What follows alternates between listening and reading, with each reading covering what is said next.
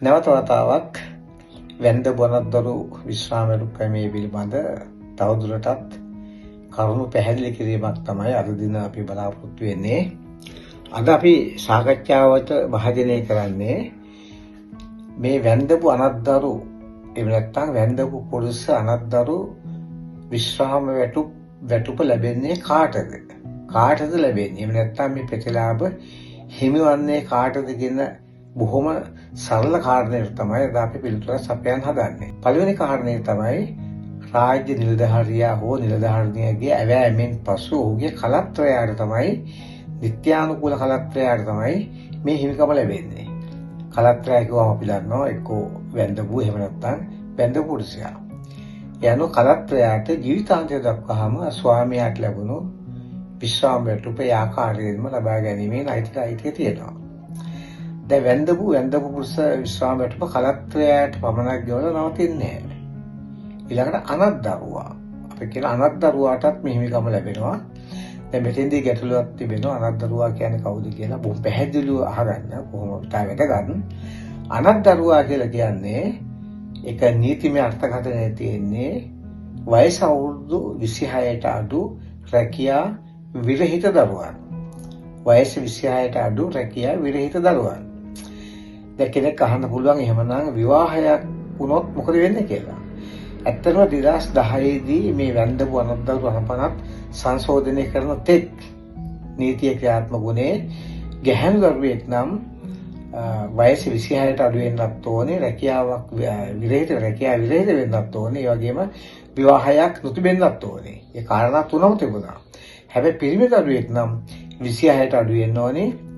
ඒ වගේම රැකියාවක් නොකරන්න ඕනේ. අර විවාහයේ පිළිබඳ සම්මතයක් තිබුණේ නැහැ.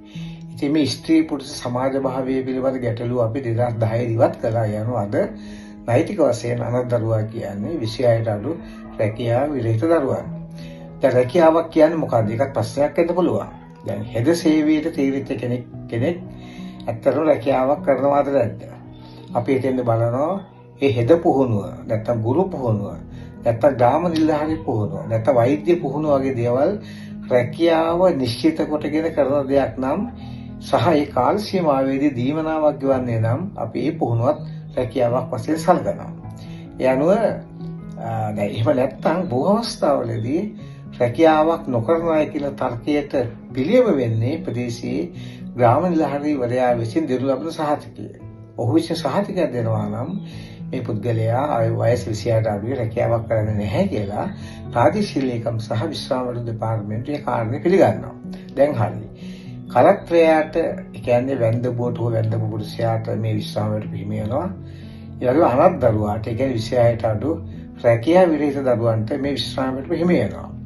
දැන් කෙනෙක් හිතන්න පුළුවන් මෙතනින් එහාට මේ විශ්‍රාම වැටුපට මොකද වෙන්නේ කියලා. නැහැ. පවුල් වල ඉන්න පුළුවන් ආබාධිත අනත්දරුවෝ. ඒ කියන්නේ උපතින් හෝ ඒ වගේම නැත්තම් අනත්දරුවෙකු සිටින කාල සීමාව තුළ පූර්ණ කාලීනව ආබාධිතයට ලක්වු දරුවෙක් සිටින්න පුළුවන්. එහෙමනම් එවැනි දරුවන්ටත් ආබාධිත අනත්දරු විශ්‍රාම වැටුපක් ජීවිතාන්තය දක්වාම ලබා ගැනීමට හැකියාව තිබෙනවා.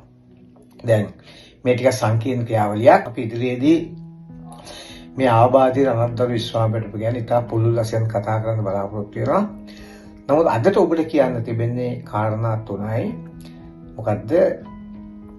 වැන්දපු අනත්දරු විශ්‍රාම වැටුප හිමිවන්නේ කලත්‍රයාට. ඒ කියන්නේ වැන්දපුට හා වැන්දපු පුරුෂයාට ජීවිතාන්තය දක්වා.